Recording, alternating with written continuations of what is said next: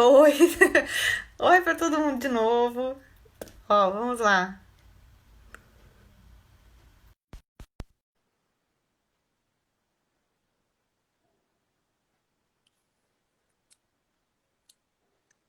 Agora vai. Vamos ver.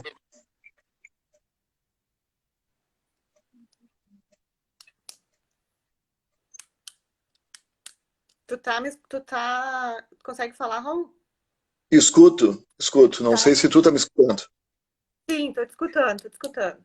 Então acho que vamos iniciando assim com áudio só, né? E vamos ver se Vamos nessa. conecta. Mas eu vou deixar tu, Thaís. Eu me lembro de um roteiro que a gente discutiu Uhum. e havia algumas questões. Assim, eu não sei se tu queres uma rápida apresentação. Eu não pensei em nenhuma apresentação muito formal. Aliás, não pensei em nada, o que é o mais normal de tudo. Assim, ó, eu me formei na escola técnica, cara, na então escola técnica em 80. Caiu.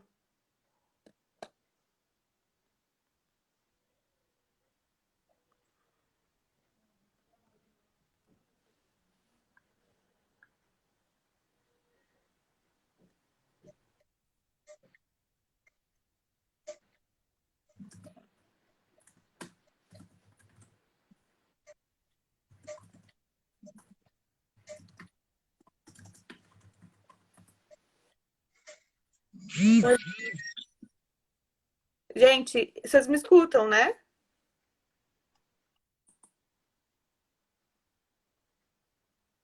Eu acho que a internet tá ruim. A internet do Raul deve estar ruim.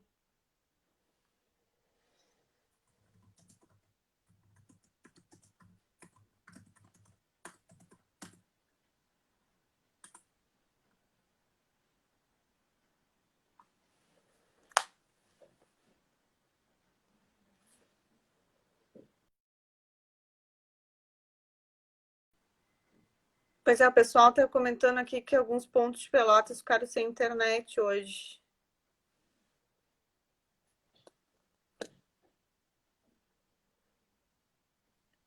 Vamos lá de novo.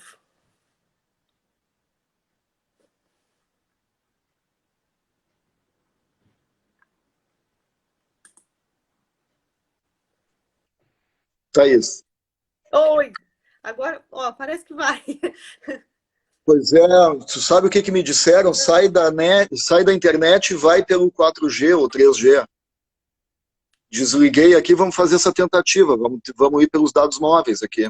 Tá, tu tá. Eu tô te ouvindo. Eu- Abriu a tela para te aparecer, mas ainda tá tudo preto para mim. Eu não sei se alguém enxerga o Raul. Ele tá, para mim tá a tela preta. Pois é. Mas eu acho que vamos no áudio então, né, Thaís? Não sei o que que tu preferes. Não, vamos indo, acho que vamos conversando. Tá, então assim, ó, eu não sei se o áudio cortou em alguma parte do que eu tinha dito antes, Sim, mas eu me formei na escola técnica em 87, acho. Eu sou péssimo para datas. E depois, em 90, eu entrei no curso de arquitetura, me formei em 95, e como o convite é para falar sobre o plano diretor, a minha ligação com a prefeitura e com esse cargo, ela data de 2001. Tá? Eu comecei a trabalhar nesse setor de aprovações de projeto, de análise de projetos, em 2001. Tá? Teve um pequeno hiato, não me lembro bem as datas também, mas eu acho que de 2013 a 2016 ou 2017, tá? Que eu fiquei um tempo na Secretaria de Educação e retornei para o urbanismo em 2017, acho. 2017, 2018, acho que isso. Tá? Então já tenho alguma história para contar. Né? Às vezes eu paro para conversar e a idade vem chegando, o cara vai ficando velho e vai começando a bolar histórias e lembrar de coisas assim do arco da velha, assim, com relação a isso.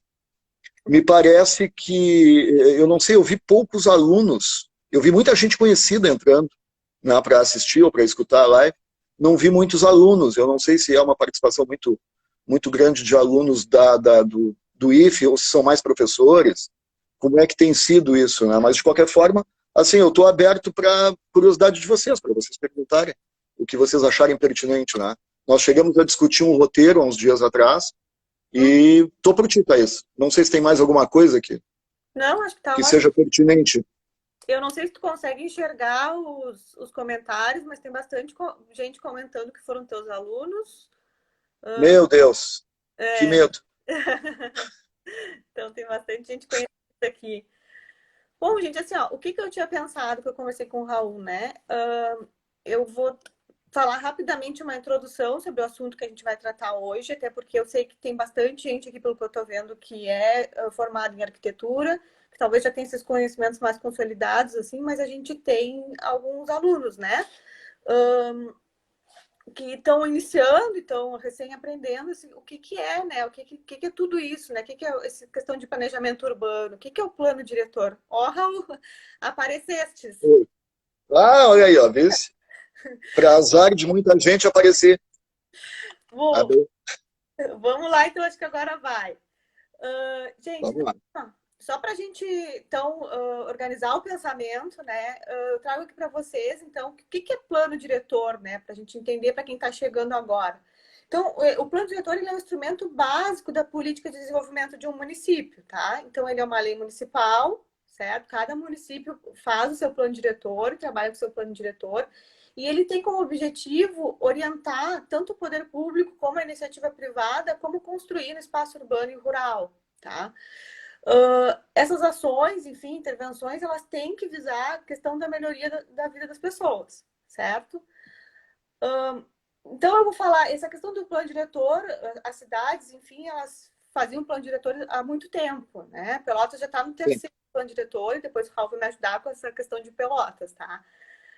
Mas então, a partir do ano de 2001, teve uma lei bem importante que deu uma alterada, né? Nessa discussão sobre planejamento urbano e tal, que foi a Lei do Estatuto da Cidade. É uma lei federal, número 10.000, deixa eu colar aqui, 257, tá? Do ano de 2001. Ela tinha o objetivo de regulamentar alguns artigos da Constituição Federal, e aí ela fez com que? Com que esses planos, com essas organizações do espaço urbano, né, elas deixassem de ser meramente assim um regulamentador do uso do solo, né, um plano que dissesse só o que pode ser feito ou não pode ser feito, né. Os planos passaram a ser instrumentos, então, para contribuir para o desenvolvimento sustentável das cidades, certo? Eles começaram a ter um outro viés a partir dessa lei. Mas o que mudou, né? O que ela trouxe de novidade, assim, o Estatuto da Cidade? Ela trouxe um conceito que se chama função social da propriedade, tá? Que esse conceito é o quê? É você garantir direito à moradia para todas as pessoas, certo? Democratizar a cidade. Que tanto os pobres como os ricos, eles tivessem um acesso igual, né, às questões da urbanização. Então, ela trouxe esse conceito, essa lei.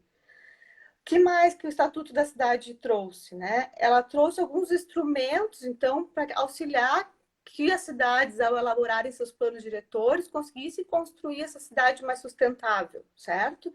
São vários instrumentos, tá, gente? Eu não vou falar aqui porque o Estatuto da Cidade daria uma live. Então, se alguém quiser dar uma olhadinha, né, na legislação, está disponível. Ela trouxe outra coisa também que fomentou a elaboração de planos diretores, que foi a obrigatoriedade de cidades que tivessem mais de 20 mil habitantes a elaborarem seus planos diretores, tá? Que foi super importante, né? Porque se a gente pensar, é muito mais fácil a gente organizar um espaço, né? Desde o início, uma cidade que está iniciando, já propor a organização desse espaço do que de uma cidade consolidada, que a gente tente alterar alguma coisa ou melhorar a vida das pessoas que moram ali. Que mais, gente? Outro aspecto importante da lei do estatuto também, que modificou essa realização de planos diretores, foi que ele exigiu que os planos diretores fossem realizados com a participação de vários estratos sociais. Tá? O que são isso? Tivesse participação de movimento popular, entidades profissionais, enfim, o CAL, o CREA, o CRT dos técnicos, entidades sindicais, as universidades, as ONGs, a própria Câmara de Vereadores e os prefeitos, tá?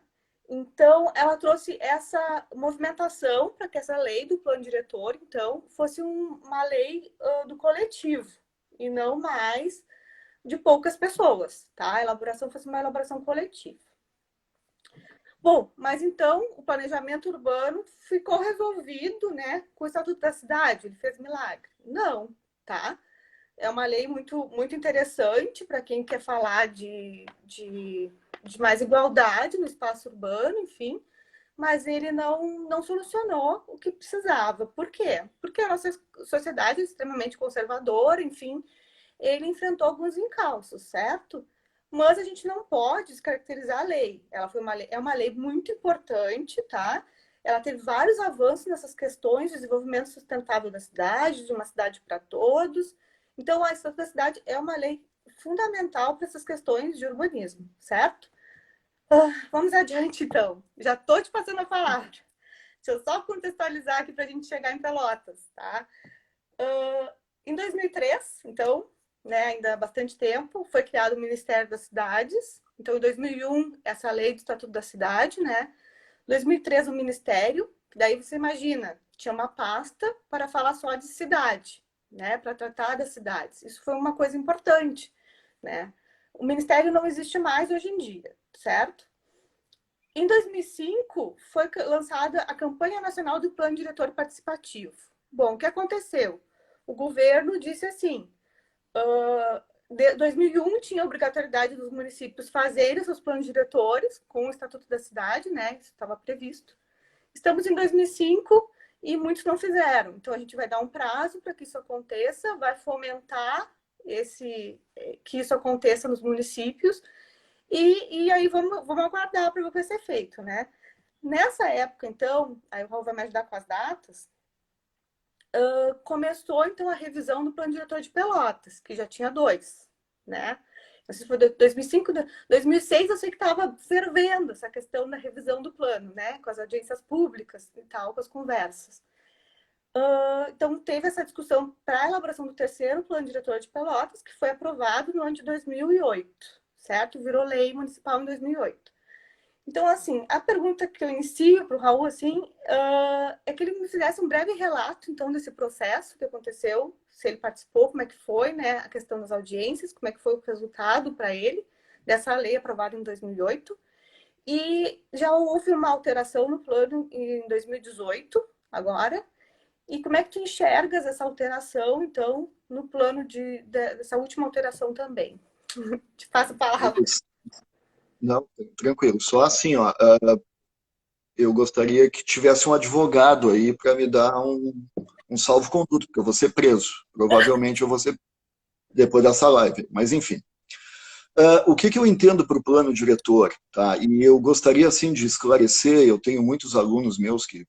Muitos não, alguns que estão assistindo, que provavelmente já são mestres e doutores, e eu, por caminhos da vida e por questões pessoais, eu não segui estudando, até gostaria de ter estudado mais, mas não. Então, eu não sou um cara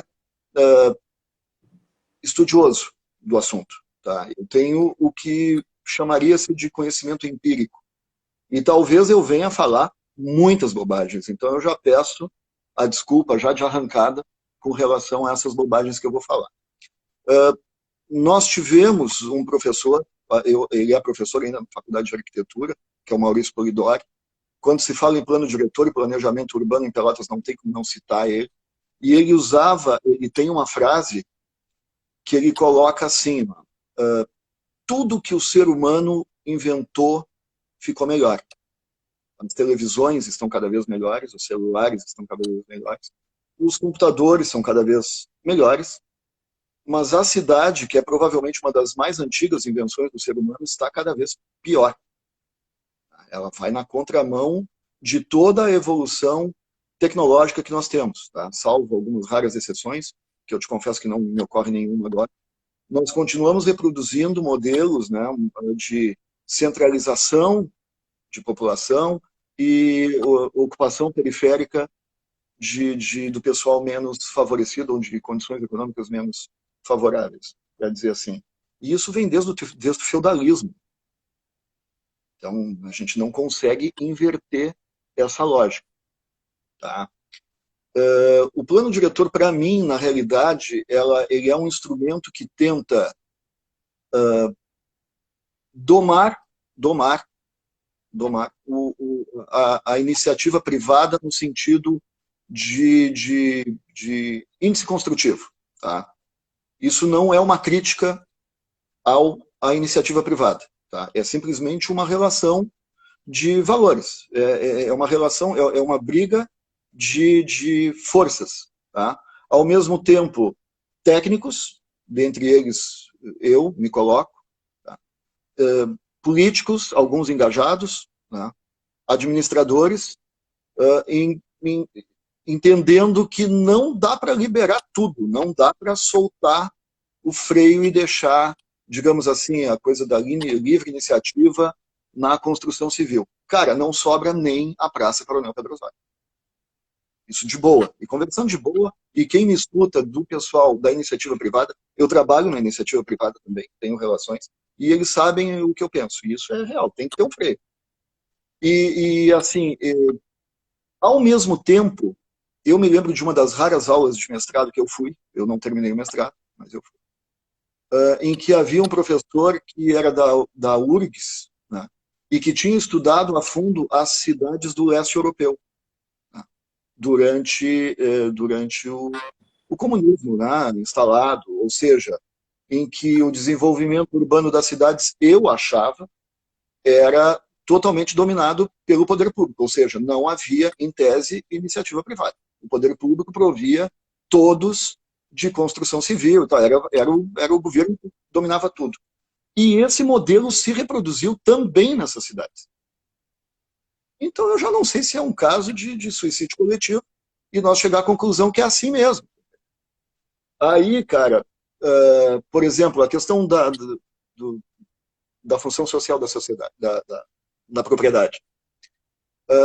Quando eu estudava na faculdade de arquitetura, se criticava o BNH fortemente, porque produzia conjuntos habitacionais enormes, condomínios onde as pessoas moravam e que elas não tinham o hábito de morar em condomínio, tipologias de ocupação, eu vou citar assim, ó, duas, tá?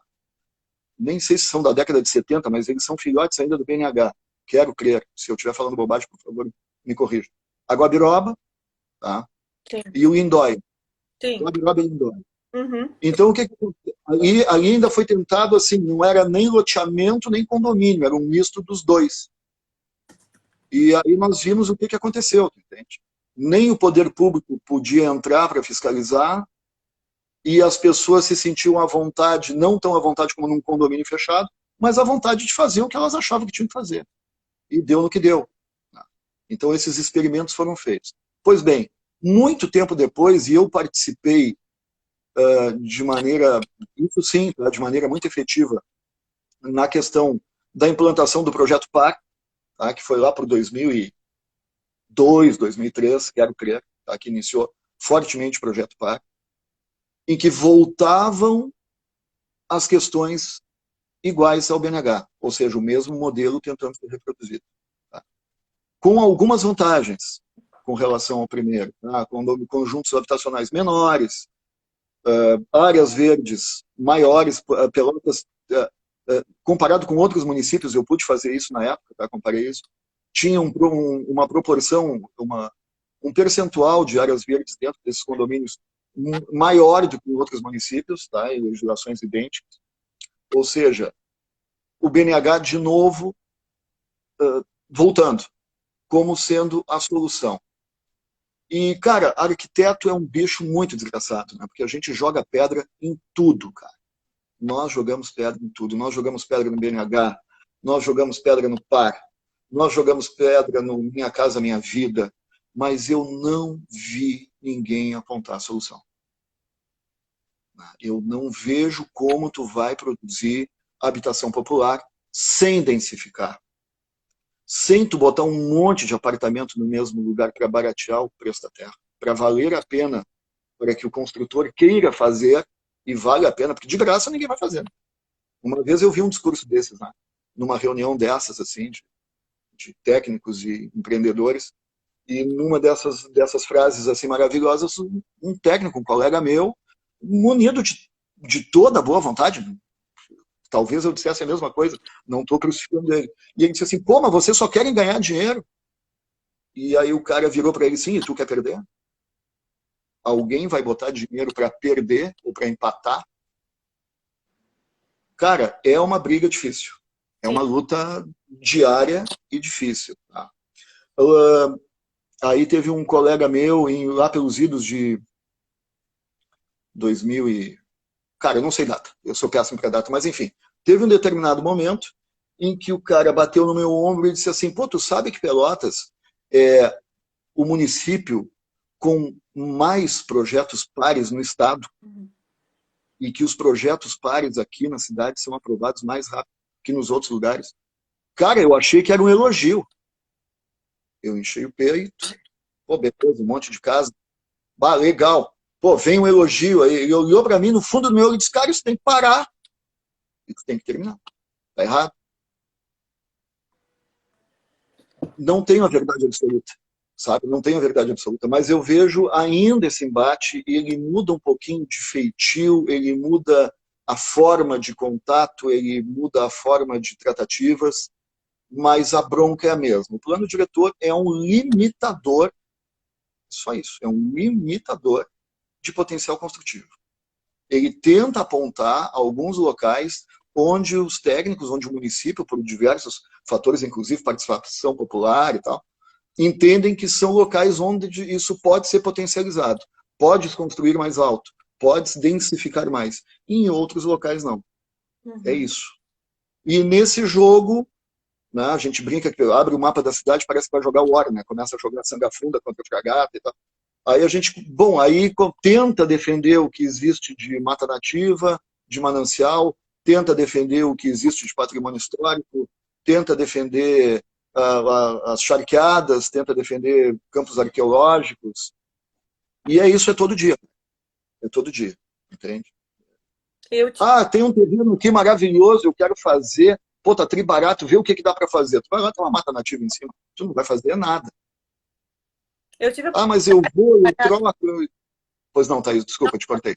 Não, eu só ia dizer que eu tive uma oportunidade de trabalhar com elaboração de planos nessa época da 2006, eu trabalhei no plano diretor de São José do Norte. Então, essa experiência, um pouco desse embate, né, o tempo inteiro, do que o que a gente acha que é melhor, né, e o que a iniciativa privada pensa. E é uma cidade pequena, né? Imagino que os embates lá fossem menores que aqui.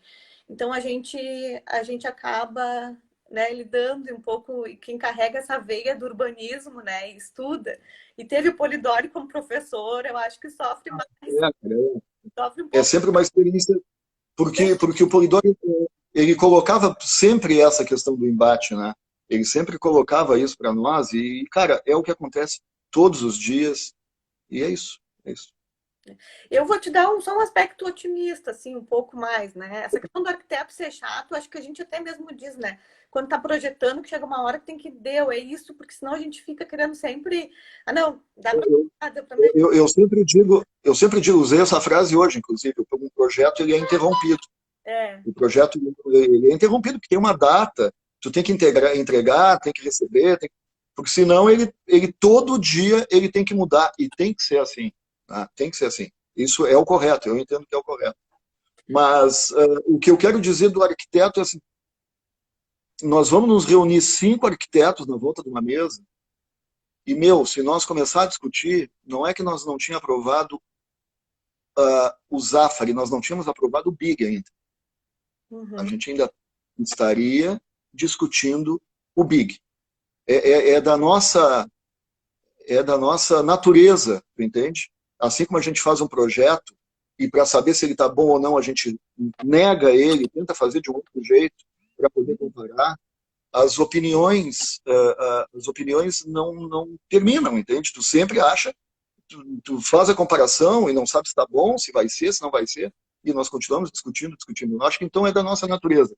Quando eu digo esse lado desgraçado nosso, é isso. Eu vejo poucos arquitetos deterministas. Tipo assim, cara, é isso aqui e deu. Mas eu vejo assim, ó, o comentário otimista que eu ia fazer é que eu acho que teve avanços do BNH para Minha Casa Minha Vida, né? Teve algumas questões Sim. dos condomínios serem menores, dos condomínios ocuparem glebas que já estavam num espaço urbanizado, né? O que acontecia com o BNH? Eu acho que esse é o grande segredo, entende? É a tentativa de encaixar, e eu sempre lá na prefeitura, quando aparecem esses Minha Casa Minha Vida, e aparecem muitos, eu sempre digo para o pessoal assim, vamos tentar incentivar os menores, para que eles possam se encaixar na malha urbana já estabelecida, entende? Que eles não fiquem distantes, que eles não...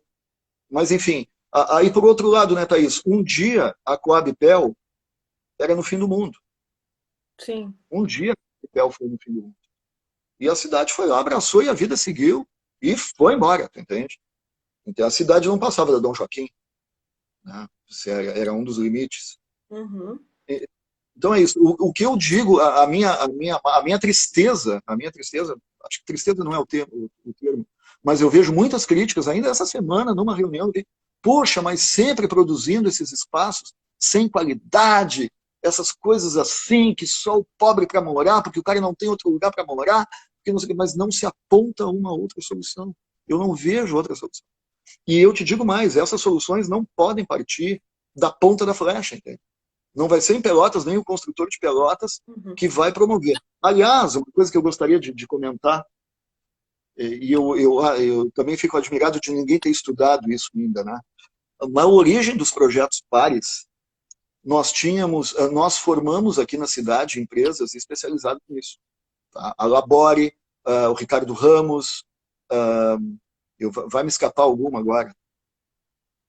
Labore, Ricardo Ramos, a Veja, na época, outras construtoras, me escapou os nomes agora, que se tornaram especialistas nesse tipo de produto e, inclusive, fazendo em outros locais do estado. Tá? Os primeiros apartamentos dos pares, eles eram exclusivos. Tá? Eu vou te citar um que é ali atrás da Anhanguera, que é um projeto nosso, não é o Laçador, não é o Laçador na Salgado Filho. Ah. Ele fica atrás da Anhanguera antiga, atrás, entre a Anhanguera e o Mário Quintana. Tá? São os apartamentos ali, o projeto é do Pablo Crespi, um uruguaio, foi meu colega, né? Que hoje é colega também na prefeitura, e era um projeto exclusivo dele. E era um projeto bem interessante, eu achei bem interessante. Aí depois o Ricardo Ramos desenvolveu um bloco que era só dele também, né? Uma aluna minha trabalhava com ele e desenvolveu esse produto que ele reproduzia. E, de repente, começaram a aparecer os projetos dos blocos em formato de H, que até hoje vigoram. Né? Aí eu liguei para um construtor. Sempre fui parceiro do pessoal, de conversas e tal, de tentar saber dessas coisas. E ele me disse assim, Raul, tu viu um manual que saiu da Caixa Econômica Federal? Eu não vi. Era um panfleto da Caixa Econômica Federal que falava do programa PAR na época e já tentava estabelecer algumas regras. Olha, só pode ter PAR em lugar que tem calçamento. Tu imagina isso aí Brasil afora, né? Goas, Teresina, não tinha calçamento, nem que botava um condomínio no meio de uma duna, eu imagino. Aqui ainda havia algum controle, pelo menos até a cidade talvez um pouco mais desenvolvida, desenvolvida nesse aspecto. E aí, nesse panfleto que dava algumas indicações, ele colocava uma planta baixa como sugestão. Eu devia ter ficado com esse panfleto é um negócio histórico. E nesse rabisco, era um rabisco a lápis, fotografado. Era uma coisa assim, até promocional, entende? Faça você mesmo, uma coisa feita manualmente e tal. E era o tal do projeto em H. E aí eu perguntei, mas vem cá, tipo, e vocês vão reproduzir isso aqui por quê? Não, porque aí é uma etapa a menos. Porque senão eu tenho que aprovar o projeto na prefeitura, eu tenho que submeter o projeto à Caixa, para a Caixa achar bom ou não. E eu tenho que submeter a não sei quem para poder... Então, pelo menos essa etapa nós vencemos. E até hoje, todos os apartamentos, Minha Casa Minha Vida, são iguais, em função disso. Sim. E provavelmente o cara que fez esse croquis, fez com a maior das boas vontades, fez a maior merda que ele podia ter feito na história do urbanismo brasileiro. E nem sabe, talvez nem saiba disso. Sim, o que mudou foi acabamentos, né? De um para outro, porque a planta acabou sendo a mesma. Assim, né? Mesmo, muda centímetros para lá, alguém bota uma sacada, alguém estica um pouco a sala. Eu também faço projetos Minha Casa Minha Vida e acaba reproduzindo aquilo, com algumas diferenças. Aí o pessoal agora está trabalhando muito com forma de concreto, né, as construtoras. Bom, aí deu para ti, é o mesmo projeto E se vocês perceberem em alguns empreendimentos, isso eu mais ou menos já desconfiava que ia acontecer mais cedo ou mais tarde.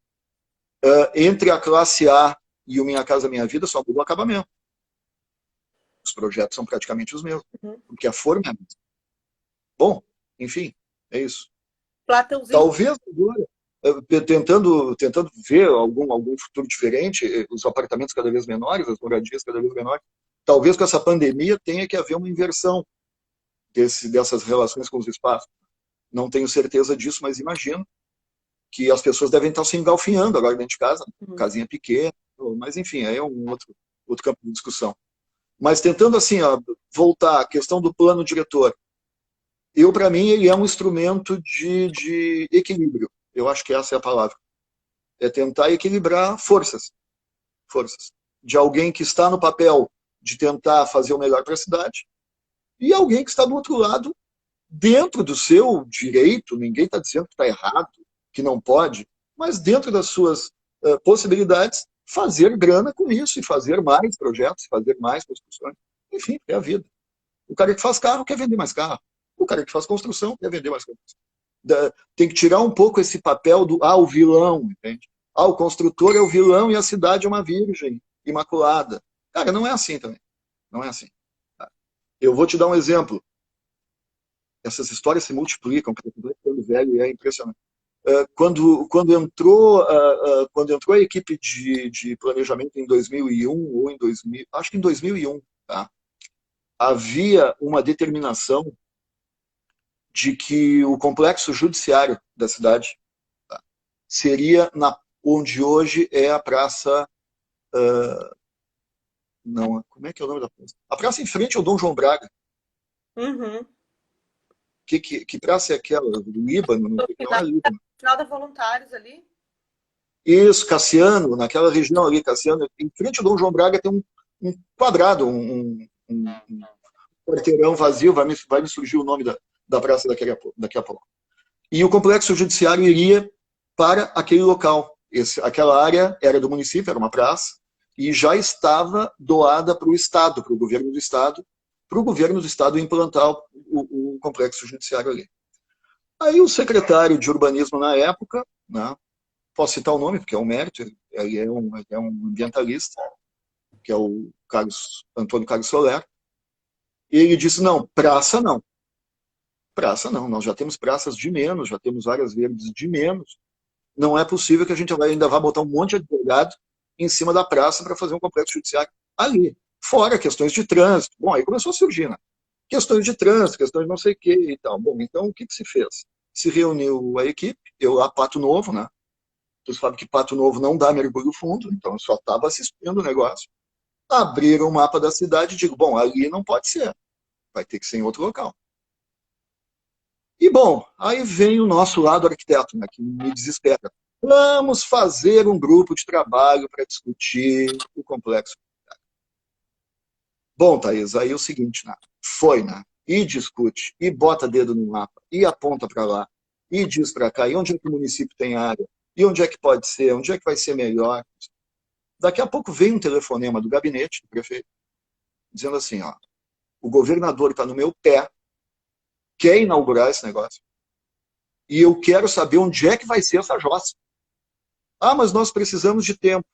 Tá bem, vocês têm 45 minutos, então, para me dizer onde é que vai ser essa porra. Desculpem o termo, eu sou desbocado. Mais que o Bolsonaro. Bolsonaro, naquelas reuniões dele, não me conhece. Né?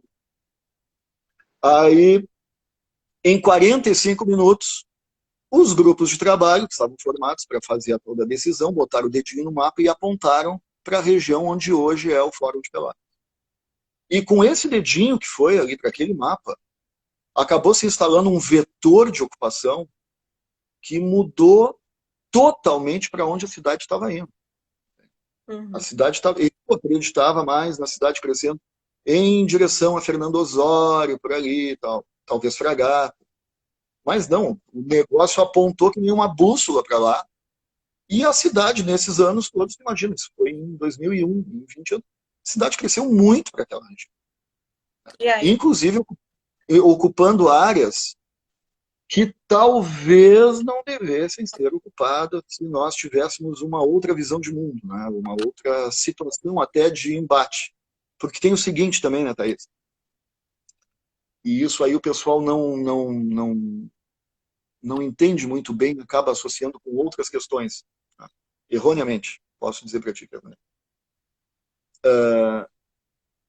A cidade, do ponto de vista econômico, certo? Do ponto de vista econômico, tem como dizer não para a Havan.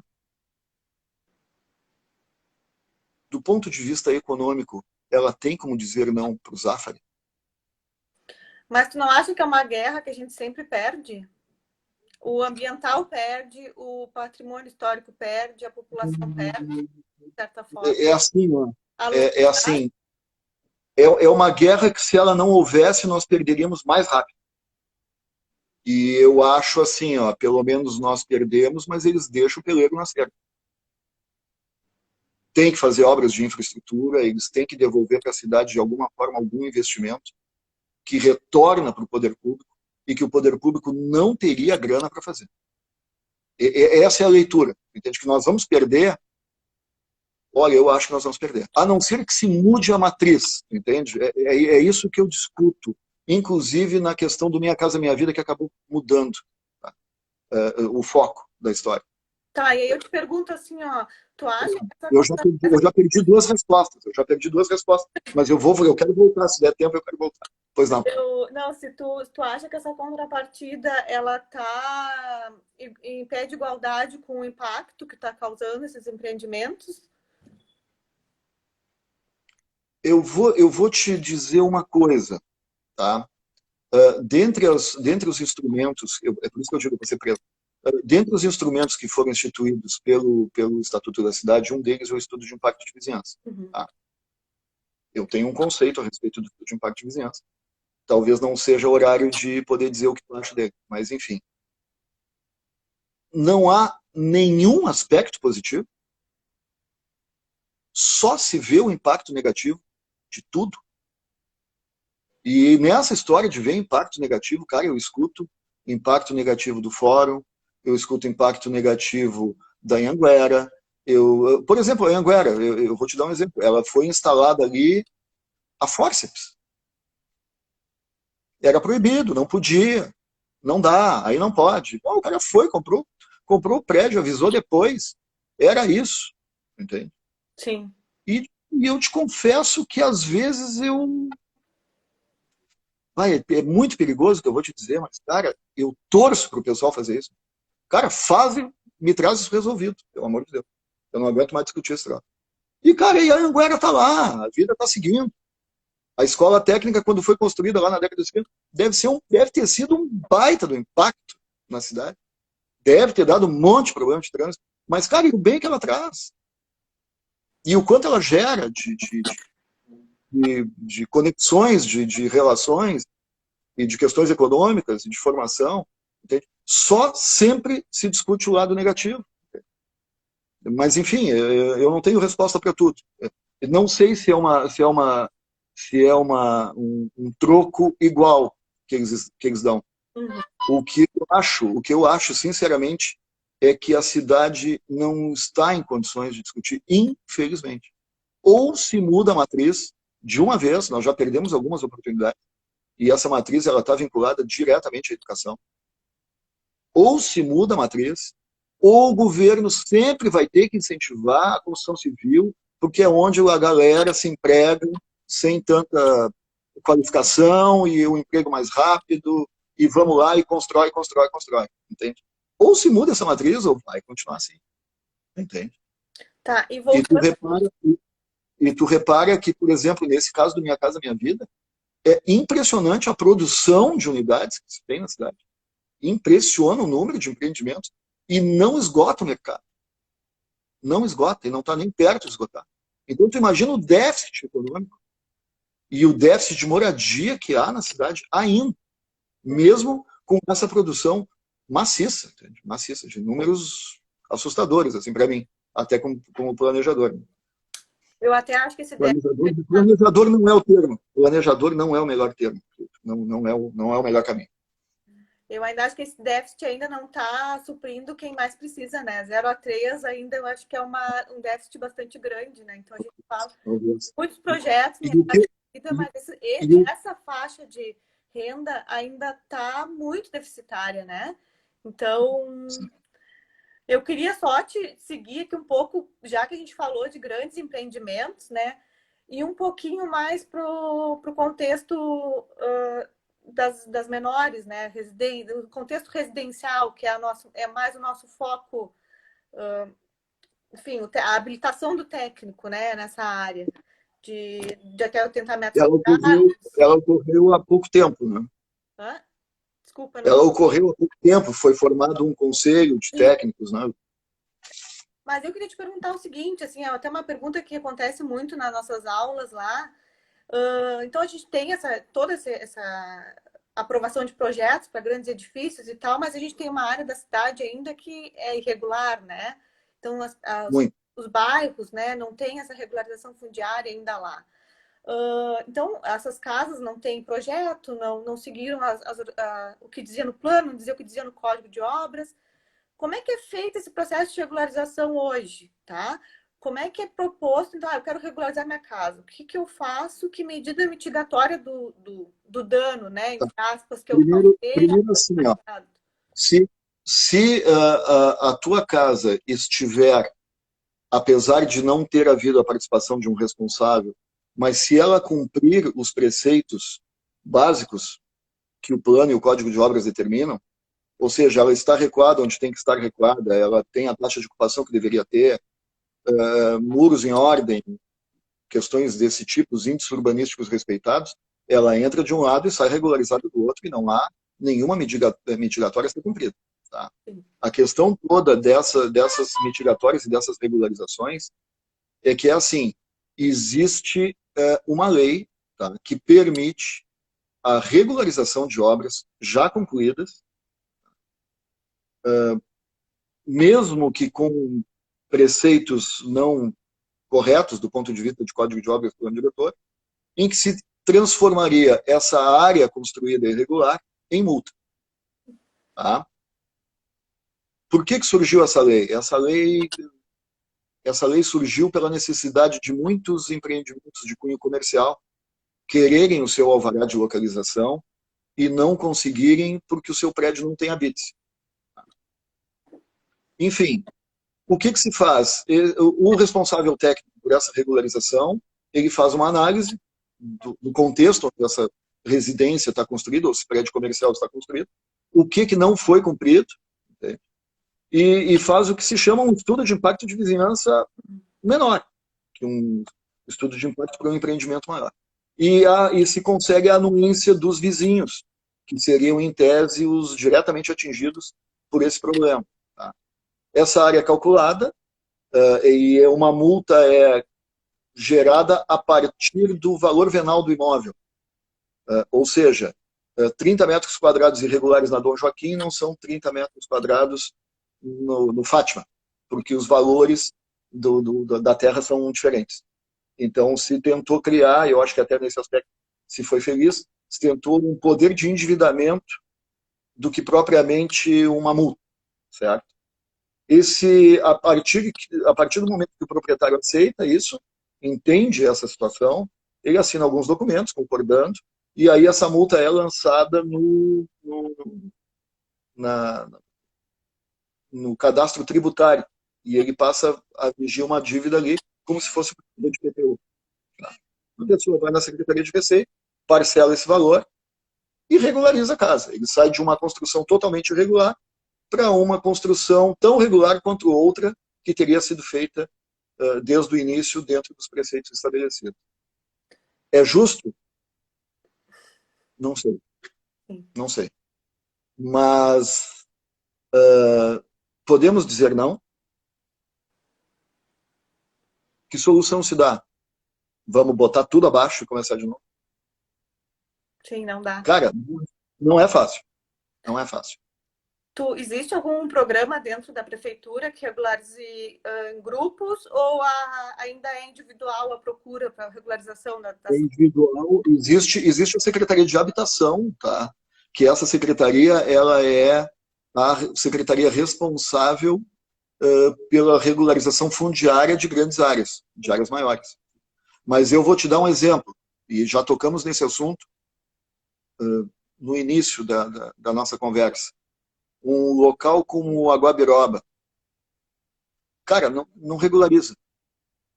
Nunca mais vai ser regularizado. Eu não consigo imaginar um cenário que permita resolver a questão daquelas construções. Até porque não há interesse nem dos moradores que isso aconteça. Porque tudo que tu regulariza vem um imposto junto. Então, quanto mais irregular o cara tiver, mais na boa ele fica. Enfim, e um projeto que ele foi feito, tenho certeza, na época, cheio das boas vontades. Entende? Projeto em que não tinha garagem para todo mundo, que não se imaginava que todo mundo teria carro, ou gostaria de ter carro. Aí as ruas de pedestre passaram a ser ruas de veículos. Enfim, deu no que deu. Deu no que deu. A questão do Lindóia também, da mesma forma, as áreas que seriam comunitárias acabaram ocupadas por expansões das residências, das construções. Essas áreas comunitárias elas são públicas, mas não são públicas do município, elas são públicas de um condomínio aberto. Cara, tem quarto em cima de fossa, tem cozinha em cima de caixa de inspeção. Isso só para citar alguns problemas. Mas o Lindóia, olha, o Lindóia até está de boa. O Guabiroba, que toda vez que eu passo ali, cara, eu imagino... Eu não imagino um futuro com aquilo resolvido. Eu não vejo como. E aquilo, e um projeto, como eu já te falei, cheio das boas vontades. Na época, todo mundo fez achando que era o furo da bala, era aquilo ali. E, cara, deu muito errado. Deu muito errado. Aliás, eu me lembro que para os meus alunos, na época, na arquitetura, eu dizia assim, esses projetos pares que estão sendo instalados, estão sendo construídos, no dia que saiu a BITS deles, eu vou pegar uma cadeira de praia e vou sentar na frente para ver as intervenções que esses moradores vão fazer. Porque eu imaginava que eles sofreriam o mesmo processo que esses outros 2 condomínios, para citar 2, sofreram. Uhum. E não ocorreu, cara. Não ocorreu. Mordi a língua e eles estão praticamente com a sua configuração original até hoje. Até hoje. Eu acho que no Lindóia, se tu tentar achar uma unidade original, tu não acha.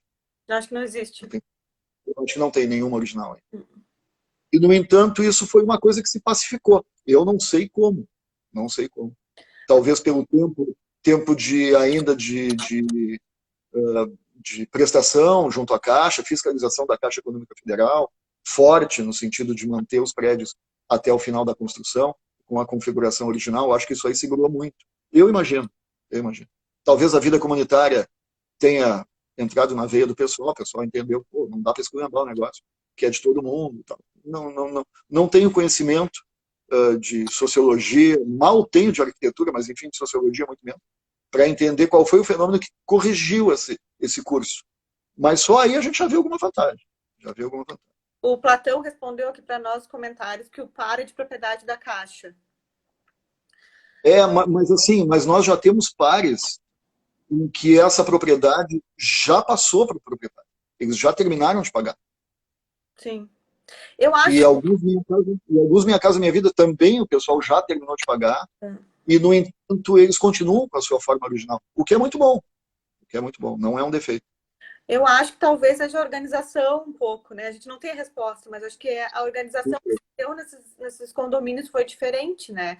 Até pelo tamanho, eu acho que as pessoas conseguiram se organizar melhor e entender que manter aquele espaço, né, da forma original seria mais vantajosa até para eles, né? De tentar alguma alteração e alguma expansão maluca, assim como nos outros casos ocorreram. E aí isso cai também em outras questões, né, da área, metragem quadrada dos apartamentos e a necessidade que ocorreu nesses casos do BNH, das pessoas expandirem e famílias maiores, enfim, né, então... Mas, por exemplo, nós temos assim, ó, vamos tentar cavar aqui um problema. O Terra Nova, por exemplo, tá, que é um gigantesco, assim. Eu acho que nós não temos... o que está original ainda são as casas na frente, mas todos os pátios, todos os quintais, me parece que todos eles foram transformados. Sim. Todos eles foram expandidos. Então, tu cuida que já num empreendimento desses, isso já não ocorreu. Cara, eu não tenho a resposta.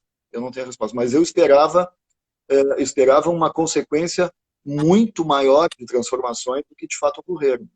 Acho que estamos de boa, assim, com relação a isso, comparados aos outros, né, que a gente já citou. Com certeza. Eu vou passar aqui, está quase acabando, não tem uns 15 minutos ainda, eu acho. Há uma pergunta que surgiu lá no início, tá? Sim. Na tua opinião, qual o principal motivo do plano virar apenas esse limitador e não como indutor do crescimento na cidade? Isso é uma visão minha, tá? Volto a afirmar, eu não sou estudioso disso. Tá? Mas ele vem sempre de arrasto. Depois que para mim, tá? Posso estar errado, daqui a pouco alguns colegas meus podem intervir e dizer, Raul, te passou, não foi isso e tal.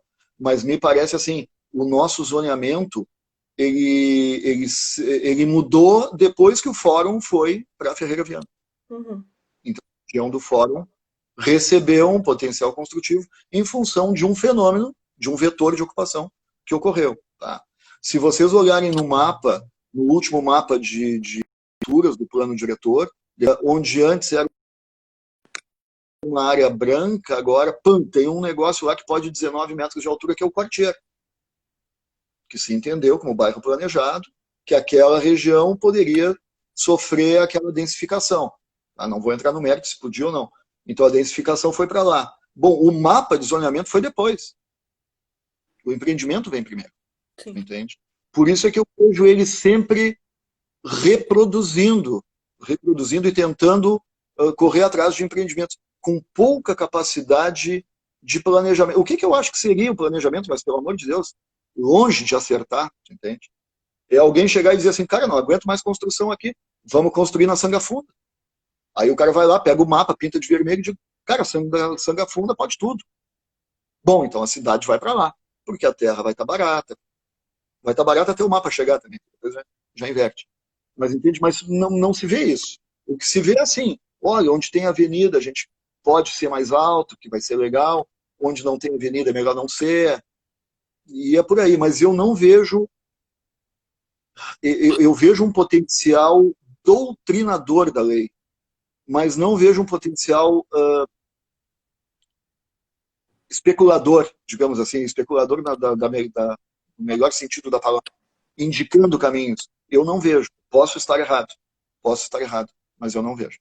Então, o Estatuto da Cidade ficou no campo utópico, então? O Estatuto da Cidade, ele é uma lei federal em que tu precisa regulamentar ele nos municípios. Tá? Sim. Tanto que dos instrumentos que o Estatuto da Cidade colocou à disposição, na época, nós tivemos o EIVE, o Estudo de Impacto de Vizinhança, que entrou, mas, por exemplo, o IPTU progressivo me parece que não. Entende? Então, nem tudo foi regulamentado. Sim. E mesmo o Wave, eu tenho severas críticas com ele. Alguém uma vez me disse uma coisa que foi quase como bater num elefante. O cara disse assim, cara, o Wave, e não fui eu, a frase não é minha, mas eu vou tomar como minha, que eu achei bom. O Wave é o nosso atestado de total incapacidade de planejamento. Ou seja, vem um empreendimento para cá, pergunta para os vizinhos, pode? Pode, então vem. Sim. Meio que tirando o corpo fora, não, a vizinhança aceitou, tá tudo bem. Tá. Então é isso.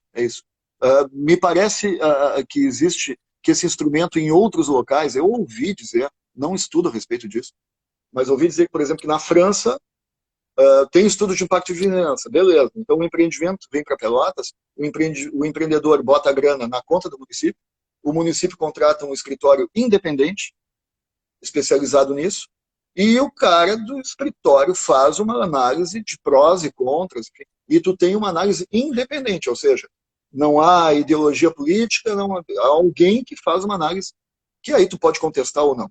Tá? Porque, cara, o Wave, quem contrata o Wave é o empreendedor. Sim. O cara vai falar dos impactos no trânsito, vai dizer que tem um problema aqui e ali, mas não vai apontar todos os problemas. E eu volto a te dizer, nunca se avalia o positivo. Nunca se avalia quanto vai ser bom, o quanto vai gerar de emprego, o quanto... Não, isso fica no campo da política administrativa. Entende? Tecnicamente, tu não leva em consideração o que aquilo vai trazer de bacana. O que eu entendo. Eu tenho umas outras perguntas aqui que me mandaram até antes da live, que são mais específicas da edificação, assim, né? Não é tanto dessa questão de planejamento, seriam até, acho que mais aspectos alguns do Código de Obras, tá? Mas eu vou te aproveitar que tu está aqui. A primeira é, a partir de qual dimensão os beirais passam a contar como área construída no projeto? Essa é uma pergunta maravilhosa. Assim, ó, existe o quadro da ABNT, tá, que é uma norma técnica que faz digamos assim, essa representação numérica de o que é construído, o que não é, e aplica percentuais de área que está envolvida. O pessoal lá, e isso é assim, depende de cada caso, sempre no limite do bom senso. Eu digo assim, cara, beiral de 50 centímetros na volta de uma casa, não dá para contar como área construída. Mas aí o cara faz o famoso alpendre, não é alpendre, o alpendre do lado onde o carro vai ficar embaixo, e diz que é beiral. Cara, não é beiral. Compreende? Sim. Então aí, beiral de 1,20, não há um limite, há um limite do bom senso. Né? E isso pode ser tratado caso a caso. Se a pessoa entender que o que está sendo solicitado por parte do técnico é injusto, bom, existe o canal de negociação, vamos conversar, vamos ver o que houve. E se o cara tiver razão, vai. Entende? Mas, por exemplo, a questão do beiral eu acho que não é o melhor exemplo, mas de tanto em tanto tempo, o município faz uma varredura e faz uma atualização tributária. Tá? Então eu vou lá, eu fiz a minha casa, fiz beirais com 3 metros de comprimento em balanço, não tem pilar, eu não quero que conte como área construída, porque a norma XYZ diz que não é para contar. Pois bem, o meu habite é de 150 metros quadrados. Daqui a 2 anos passa um satélite lá, bate uma foto e a área dele passa para 250, porque o cara do tributo achou que aquilo era construído. E aí o cara já tem um pipi. Olha, uma trancada.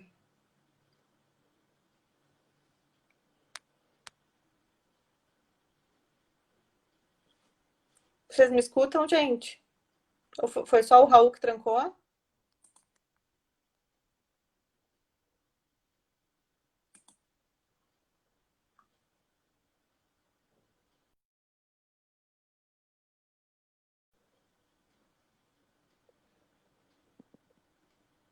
Gente, o Raul caiu. Vocês me escutam ainda? Deixa eu ver se eu consigo chamar ele de novo.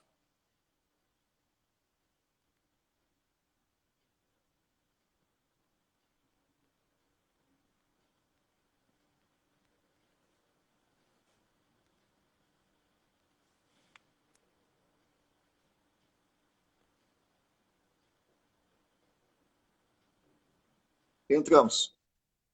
Alô? Entramos, mas temos 1 minuto e 30 Ah, segundos. cara, então assim, eu só tenho a agradecer aí a oportunidade.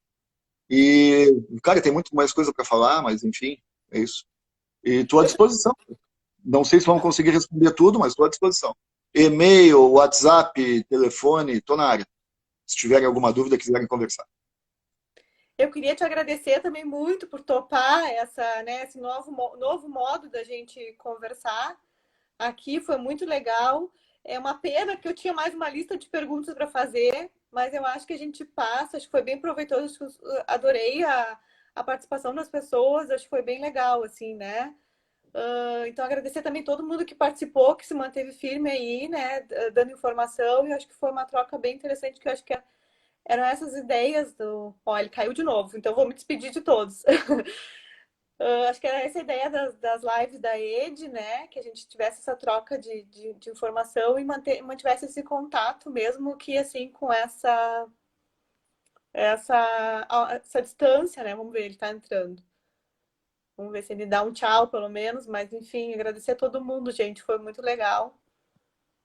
Vamos ver, tá conectando. Mas eu tenho 30 segundos. Não, estamos de boa, estamos de boa. Tá, eu tenho, então é só o tchauzinho mesmo e te agradecer novamente, assim, muito Por legal. isso, assim, eu gostaria assim, ó, de pedir desculpa pelas bobagens que eu falei, porque olha, nesse embalo eu devo ter falado muito. Tá bem? Fico